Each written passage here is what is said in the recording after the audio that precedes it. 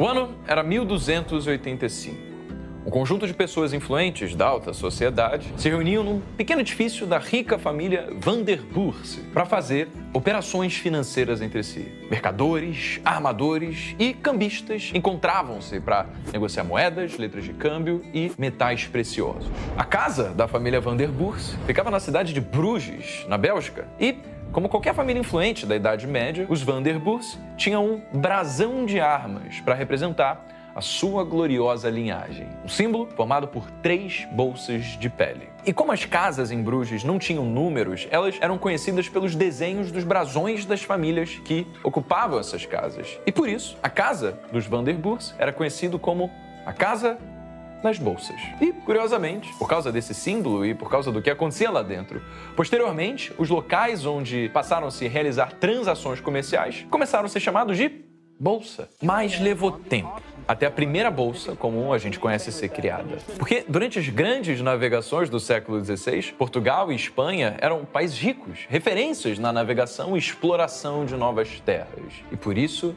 a credibilidade desses países concedia para eles acesso a linhas de crédito abundantes e a mais tecnologias para desenvolver e produzir navios confiáveis, para conseguir fazer a jornada de até um novo mundo nas Américas e trazer de volta especiarias, riquezas para quitar o financiamento que eles haviam contraído para fazer essas expedições em primeiro lugar. Por outro lado, os outros países não tinham a mesma riqueza ou credibilidade que Espanha e Portugal para conseguir acesso a crédito e esses países fazerem suas próprias expedições. E aí, assim, esses outros países iam ficando para trás e perdendo essa disputa pelo comércio mais lucrativo no mundo daquela época. Isso até que o Império Holandês teve uma ideia.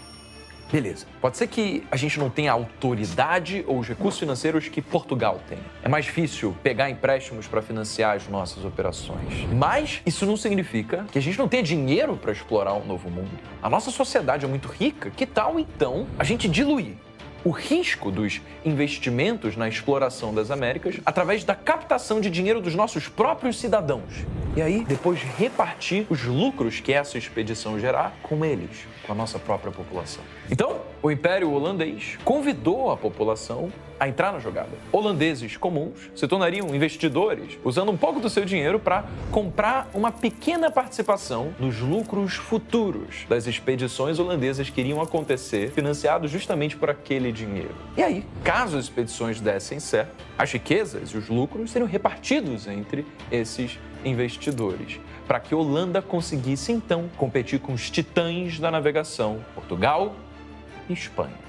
E aí, para organizar isso tudo, o Estado holandês fez o seguinte: em 1602, ele uniu 6 empresas de navegação holandesas em uma só, e com isso formou uma grande estatal, a Companhia Holandesa das Índias Orientais. E então, como haviam previsto, dividiram essa nova grande empresa em milhares de partes e o Império passou a vender esses pedaços na forma de papéis para que investidores holandeses pudessem negociar esses papéis em um mercado construído em Amsterdã, capital da Holanda. Nascia ali, naquele exato momento, a Bolsa de Amsterdã, a primeira real bolsa de valores do mundo na forma como a gente conhece hoje em dia. E, assim, a Companhia Holandesa das Índias Orientais, que se tornaria a maior e mais lucrativa empresa do seu tempo, foi a primeira empresa do mundo a entrar para uma bolsa de valores. E com o sucesso da bolsa holandesa, o mundo não ficou de fora. Outras bolsas de valores não pararam de surgir e de se desenvolver em vários países: Inglaterra,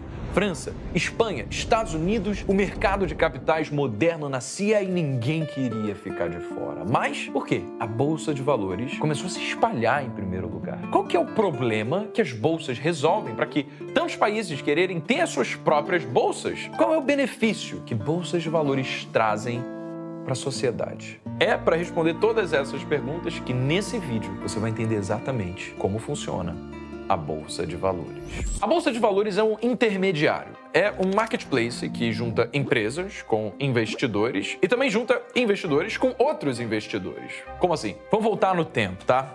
Tony era um mecânico automobilístico. Tony passou anos da sua vida trabalhando, ganhando experiência em uma reparadora de carros. E ele era perdidamente apaixonado pelo que fazia. Mas, com o tempo, Tony percebeu que o quanto ele ganhava era incondizente com o trabalho tão tão bem feito que ele fazia.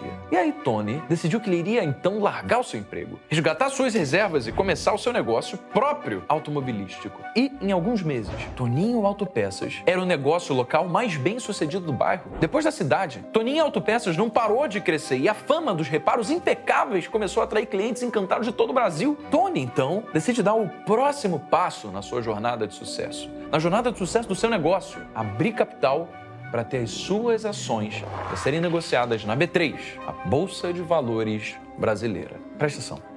Toda empresa é composta por ações. Ações são pedacinhos de uma empresa. E conforme uma empresa vai ganhando clientes, vai crescendo, vai lucrando, chega um momento onde essa empresa pode optar, pode decidir, assim como fez Toninho Autopeças, por vender parte das suas ações para outros investidores. Por onde?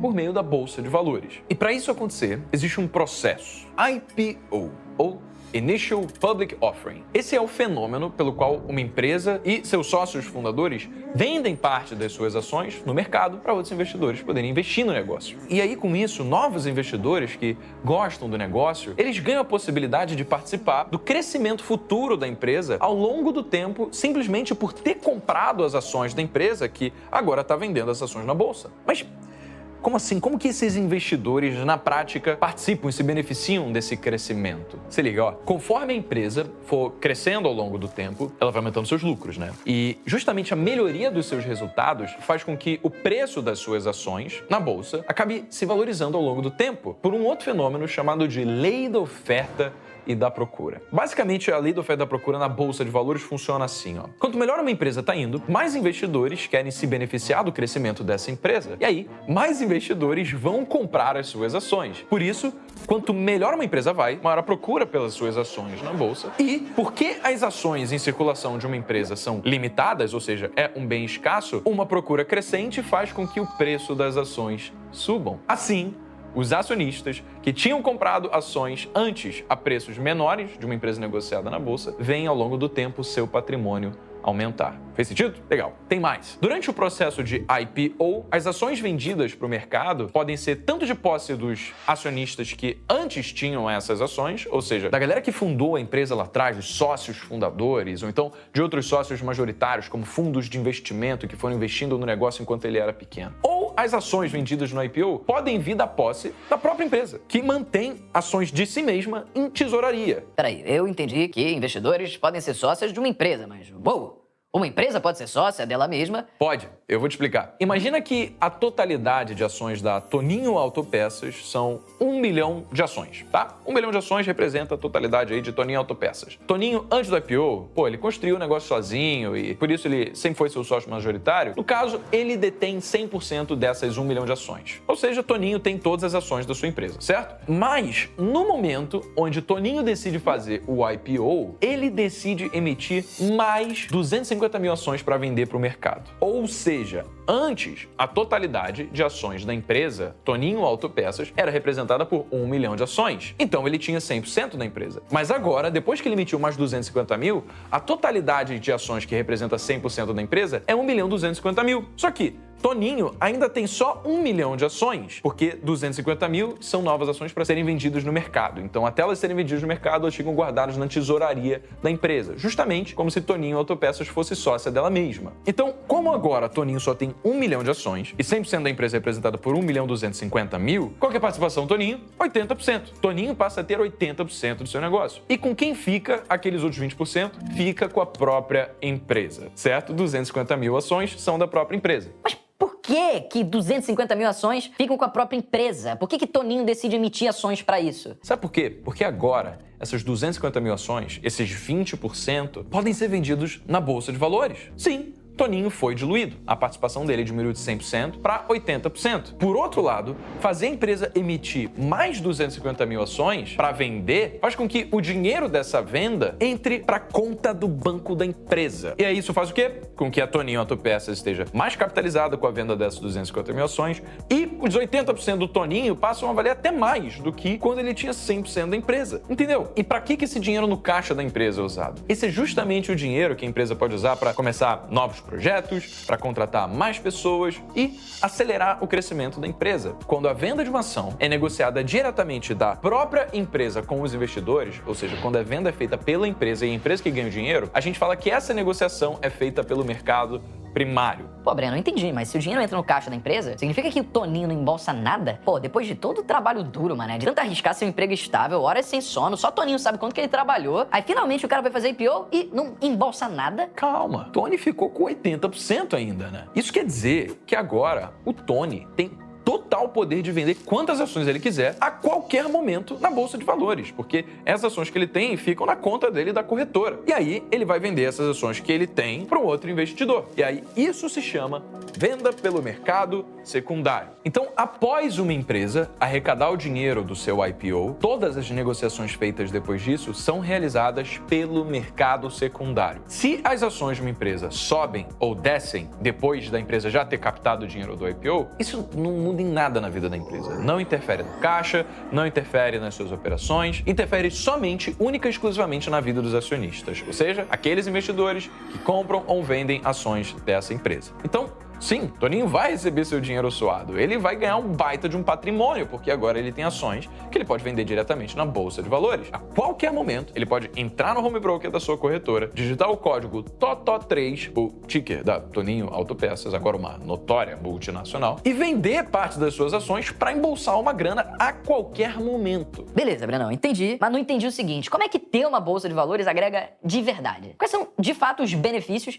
que fizeram tantos países do mundo desenvolverem o seu mercado de capitais, além de fazer os ricos cada vez mais ricos? Ô, mano, fica aqui comigo, vai? Cara, a Bolsa é praticamente uma ONG, mano, pela enormidade da função social que ela exerce. Quer ver, ó? A vantagem primeira e mais óbvia de a gente ter uma Bolsa de Valores, como a gente acabou de falar, é a possibilidade de uma empresa se capitalizar. E o que isso faz? Uma empresa que tem capital permite que ela consiga investir em projetos capazes de acelerar ainda mais o crescimento do negócio. E ao acelerar o crescimento do negócio, qualquer pessoa que esteja investindo naquela empresa acaba ganhando mais dinheiro e qualquer um pode investir na bolsa. Percebeu? Nesse sentido, os IPOs eles são praticamente um bem social, já que para que a empresa comece a fazer esses projetos, muitas vezes elas não podem usar simplesmente pessoas que já estão no negócio. Elas precisam contratar mais pessoas. E aí, mais capitalizadas depois do IPO, as empresas podem ainda aumentar o salário de colaboradores antigos, ou então promover essas pessoas. E aí, com tudo isso, ainda oferecer produtos novos, soluções inovadoras, né? Coisas que realmente vão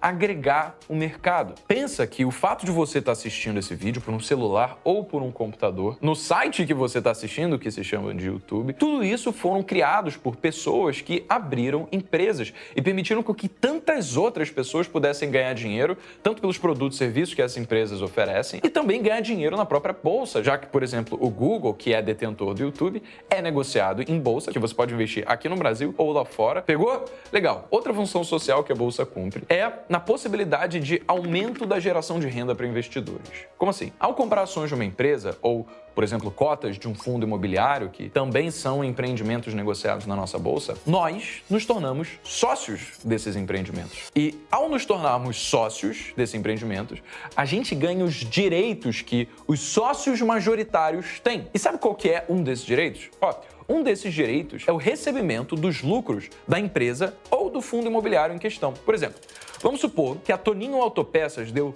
10 milhões de reais em lucros lá em 2021, tá? E aí Toninho, então, vai decidir o que fazer com esse dinheiro. Vamos supor que Toninho, então, depois de muito refletir, decida reinvestir 3 milhões em novos projetos, ou seja, reinvestir na própria empresa, e outros 2 milhões ele decide manter em caixa guardado para quaisquer possíveis adversidades, tá? O que vai acontecer com os outros 5 milhões que sobraram? Toninho chega à seguinte conclusão: cara, eu vou remunerar os meus acionistas, porque eu sei que eles podem ter um resultado maior tendo esse dinheiro sendo distribuído do que se eu reinvestisse no negócio. E aí o que Tony faz? Ele decide distribuir 5 milhões para os seus acionistas na forma de dividendos. Se você, o investidor que comprou ações da Toninho Autopeças na bolsa e, por exemplo, tiver acumulado, então, um total de 1% da empresa, você vai receber 1% desses 5 milhões que foram distribuídos. E 1% de 5 milhões dá 50 mil reais.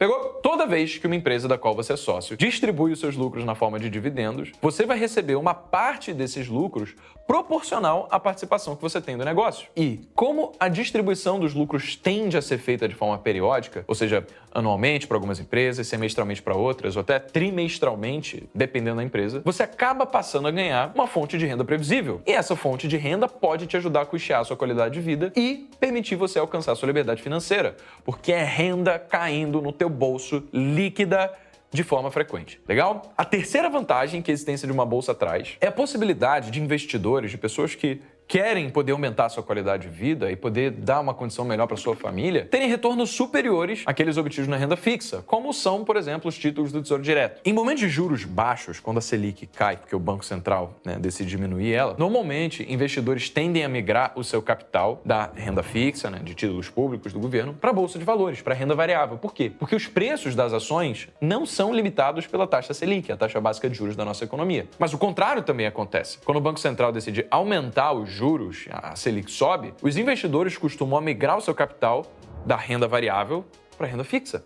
Por quê? Pensa comigo, já que no momento de alta dos juros, os investimentos em renda fixa estão rendendo de forma atraente, porque o aumento dos juros influencia positivamente na rentabilidade dos investimentos em renda fixa, investimentos em renda fixa têm um risco baixo, se comparado à Bolsa de Valores, que flutua todo dia. Ou seja, a Bolsa é um instrumento democrático que dá ao investidor a escolha de como ele pretende acelerar o seu enriquecimento, ainda com uma estratégia de análise fundamentalista para compor uma carteira diversificada, com parte em real, outra parte em dólar. A renda variável pode muito bem trazer os investimentos mais rentáveis das nossas vidas. Eu deixei um aulão gratuito mostrando como fazer análise fundamentalista de ações para que você consiga escolher com confiança tanto ações para comprar aqui na B3 quanto como para comprar ações no exterior, tá? O link tá aqui na descrição, de novo, 100% gratuito. Só se cadastrar e eu vou te mandar o aulão por e-mail. Próxima vantagem, cara, da Bolsa. Bolsa de Valores traz conforto e traz facilidade. Pensa comigo, se a gente escolher comprar um imóvel, quanto tempo iria levar até você de fato ter o imóvel no seu nome? E depois disso, quando você for vender, quanto tempo ia levar até você, quando colocasse o anúncio do imóvel, você levaria até encontrar um inquilino interessado? Então, lógico que varia, mas todo esse processo pode levar em média alguns meses. Pensa agora que você vai investir por fora da Bolsa de Valores mesmo, tá? Quanto tempo levaria até você conseguir encontrar um sócio de uma empresa que estaria interessado e disposto ainda a fazer um contrato de compra e venda de ações contigo? Difícil, né? E mesmo se você conseguisse, o que garante que, posteriormente, você conseguiria vender suas ações caso você, de repente, tivesse vontade? Nada, porque tem que ter pessoas querendo comprá-las de você. Ou seja, para isso acontecer, seria extremamente custoso, trabalhoso e burocrático. Mas a Bolsa de Valores elimina completamente essa burocracia. Você quer ter a renda de um imóvel físico sem se preocupar com o tempo para encontrar um imóvel? Ótimo! Abre o home broker da sua corretora de valores, escreve o ticker do fundo imobiliário que você quer negociar e envia uma ordem de compra. Você vai se tornar um cotista daquele fundo imobiliário na mesma hora. Mesma coisa quando for vender. Home broker, ticker, ordem de venda. Acontece instantaneamente. Sem burocracia, sem espera, sem dor de cabeça. Isso se chama liquidez. Liquidez é a facilidade com que o investidor consegue transformar dinheiro num ativo em seu nome e depois transformar ativos em seu nome de volta em dinheiro na sua conta. A Bolsa de Valores traz liquidez ao mercado e ajuda milhões de investidores a poderem tomar decisões rápidas de investimento ou de resgate desses investimentos. Entendi. Que a Bolsa traz uma série de vantagens para a sociedade, mas todo mundo diz que a Bolsa é um lugar arriscado. Seguinte, cara, Bolsa é arriscado para quem tenta usar a Bolsa como meio de enriquecimento no curto prazo. Como assim? Você já viu aquela cena de um investidor com várias telas de computador acompanhando o mercado, aparentemente num estresse enorme, absoluto, tentando encontrar o momento perfeito para comprar e depois vender uma ação e ganhar muito dinheiro com isso? Já viu essa cena? Então, isso existe. Isso se chama trader. Trader não é investidor. Trader se chama de especulador. O que é um especulador? Especulador é alguém que busca ganhar dinheiro aproveitando oscilações de curto prazo no preço de ativos, independentemente dos fundamentos desse ativo. Então, um trader, ele vai se preocupar mais com a análise gráfica de uma determinada empresa, ou seja, quais são as tendências que ele consegue, analisando o gráfico, perceber que os preços vão assumir. Ele faz isso mais do que se preocupar com a análise fundamentalista, que justificaria um bom investimento por longo prazo, levando em consideração o histórico de geração de resultado da empresa, a sua governança, a sua tendência de ganho de market share, os seus prospectos de evolução para o futuro. Você ligou? Tem uma pesquisa que o IBGE fez junto com a FGV que mostrou que 99% dos traders ficam no prejuízo. E aqueles que ficam no lucro, em média, ou seja, esse topo 1%, fica em média com a renda de um motorista de aplicativo. Ou seja, é mais seguro você ser motorista de aplicativo, porque pelo menos você não vai ter 99% de chance de ficar no prejuízo. E ainda, para alguém ter essa qualquer remota chance de ser quem tá no topo 1% dos traders, cara, essa pessoa não pode trabalhar com outra coisa. O trader, ele precisa estar acompanhando o mercado, ele precisa saber das notícias, o cara precisa se dedicar. Ou seja, trader é trader por profissão. Você não consegue ser um baita médico, engenheiro, advogado, exercer a profissão e querer ser um baita trader. Senão você vai entrar para estatística. Traders bem-sucedidos existem? Pô, existem. É lógico que eles são a minoria, mas eles só fazem isso da vida. Ah, Breno, mas investidores na bolsa de valores também não só fazem isso da vida? E investidores não. Investidores de verdade, eles aplicam uma estratégia que se chama Buy and Hold. O que é o Buy and Hold? Os investidores estudam minuciosamente os fundamentos dos ativos que eles estão comprando e estudam seus prospectos de retornos futuros. E aí, depois que eles filtram essas análises e fazem suas escolhas de quais ativos comprar, os investidores que fazem Buy and Hold, eles seguram esse ativo por tempo indeterminado. O foco não é na compra você já pensar na venda. O foco do buy and hold e da análise fundamentalista é te libertar do mercado e não te prender nele. Mas, para isso, a gente precisa saber como escolher esses ativos. Então, agora me responde o seguinte, você já investe na Bolsa de Valores? Quais são os melhores ativos aí que você pensa pro futuro? Comenta aqui embaixo que eu sinceramente quero saber. Deixa o like nesse vídeo, se inscreve no canal e sem mais, beijo não é pra você.